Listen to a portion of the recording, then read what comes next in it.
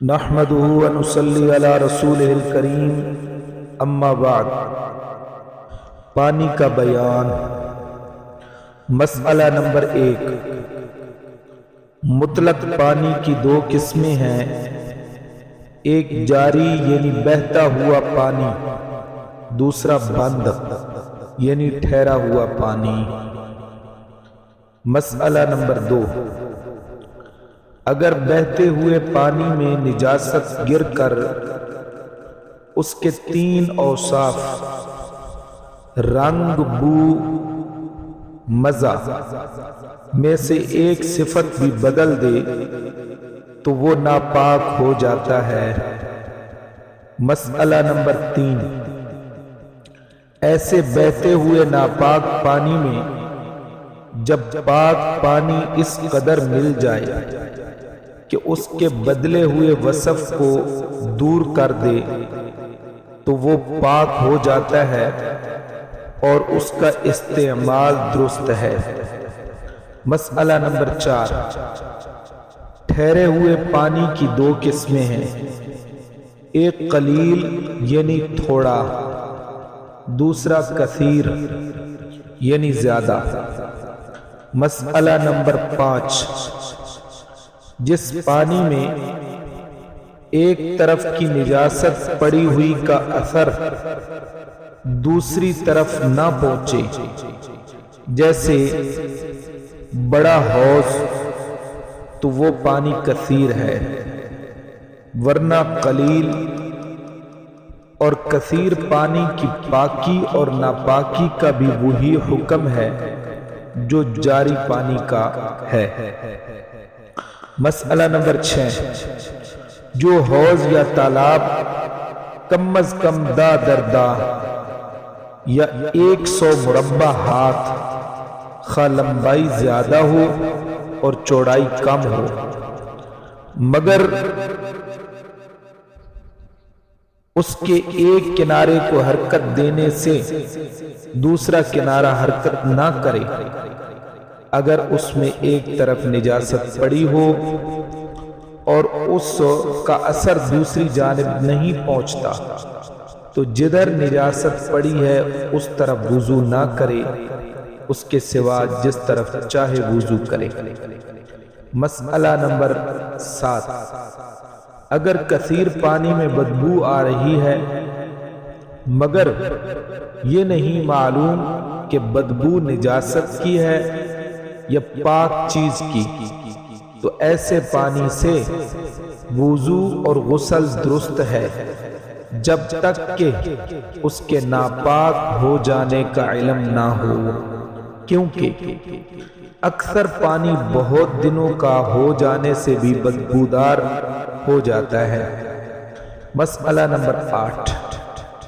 اگر قلیل یا کثیر پانی پتے وغیرہ گرنے سے بدبودار ہو جائے یا اس پر کائی جم جائے، تہ جم جائے، تو اس سے وضو اور غسل درست ہے، کیونکہ نجاست کے گرنے سے تو ذرا سی تبدیلی کا بھی اعتبار ہے، اور پاک چیز کے شامل ہونے سے پانی اس وقت تک ناقابل استعمال ہوتا ہے جبکہ اس کا پتلا پن جاتا رہے یا نام پانی کا پانی نہ رہے۔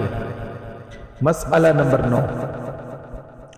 بارش، چشمہ، ندی، نالا، سمندر، حوض، کنواں اور تالاب کے پانی سے استنجا، وضو اور غسل کرنا درست ہے۔ مسئلہ نمبر 10۔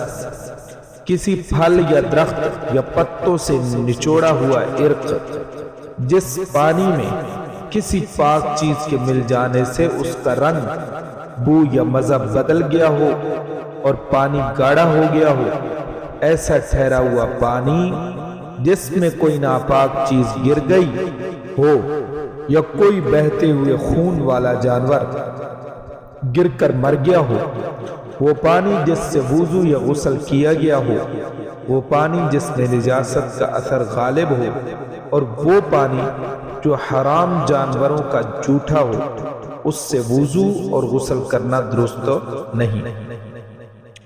مسئلہ نمبر 11، اگر مثلا جنگل میں کہیں تھوڑا پانی ملے تو جب تک اس کی نجاست کا یقین نہ ہو اس سے وضو کرنا درست ہے۔ مسئلہ نمبر 12، بغیر مجبوری کے آب زمزم سے وضو و غسل و ناپاک چیزوں کا دھونا منع ہے۔